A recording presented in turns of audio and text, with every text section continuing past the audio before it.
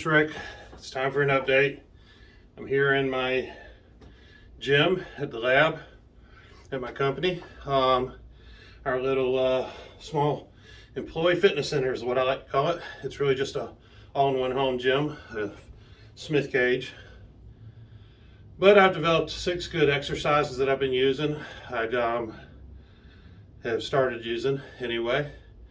And that leads me to what I want to talk about today. I want to talk about my progress, but I want to talk about non-scale victories. We get so caught up in getting on the scale and looking at the weight, and that's an important measure. And it definitely is one that shows progress. But it's not the only thing we can look at when we talk about fitness. And it's not the only thing that I look at when I talk about fitness. And if it was, boy, it'd be easy to give up. Because I'll be honest with you, my scale hasn't moved down from where I was on the last update. It's gone up a little. It's been back down to where I was, but it's still kind of just hovering there right above 400 pounds. And it's honestly frustrating because I've done some things that I needed to do. But instead of sitting there and saying, well, this isn't working, I decided to take a look at what I was doing versus what I said I was going to do, mark the things that were victories and take them as victories, and look at the other things and honestly say, was I doing the right thing? Did I do what I said I was going to do? And the answer is no. First of all, working out.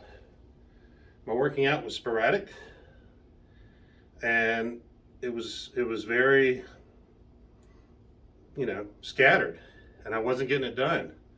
So I started out, I made a chart, I started tracking it. The writing down and tracking it has made a huge difference. So now I can see, what did I do last time? I need to at least do that much today. So my goal now in tracking is to do a weightlifting exercise every other day. And then I want to start doing a yoga exercise on the other days.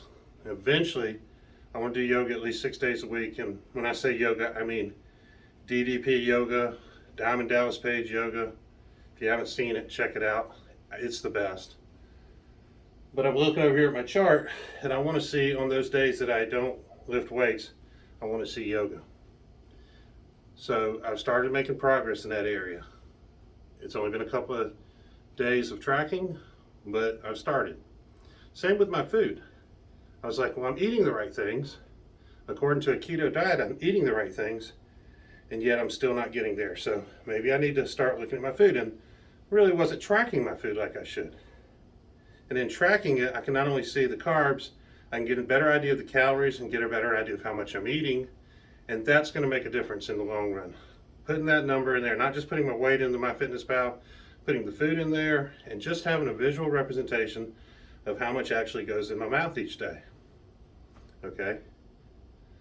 So those things I need to do better. Now what have I done right? Well, I haven't had a drink since this whole thing started. Even on my birthday, I was going to drink on my birthday, and I was like, why? I don't need to. I was having a good time. Why do that? Why put a pause on my keto for even a day or two, and on my diet and what I'm doing by taking a drink? So I said, I'm not going to do that. And it's worked out. So I haven't had any drinks, alcoholic drinks, and I've also cut out Coke Zero completely. So not only have I not had alcohol, I've not had soft drinks now for at least a week, give or take, about a week. It's been a week, and that's great. So those 2 things are victories because they were on my list of things I wanted to do. So I'm definitely doing that. Sleep is a little bit more of a thing I'm trying to get onto, trying to make sure I get enough sleep every night, and that's been hard with work, but I'm getting a little bit better at it. If you don't sleep, you don't lose weight. Stress and lack of sleep just kills whatever you're doing, exercise and diet. So I'm really working on that. So I'm going to look at these things that I'm doing. I'm drinking tea, I'm drinking more water. I've cut my coffee down just a couple of cups a day on most days.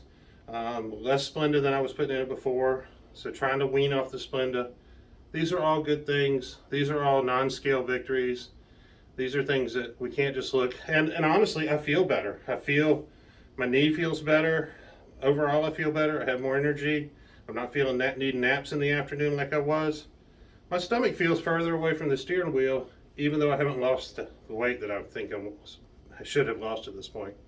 So that means that something's happening down there. My stomach feels looser. So maybe this is like a beginning, maybe preparation for my body to shed some of that fat. Maybe it's got to loosen it up and shed it. But physically, it feels better.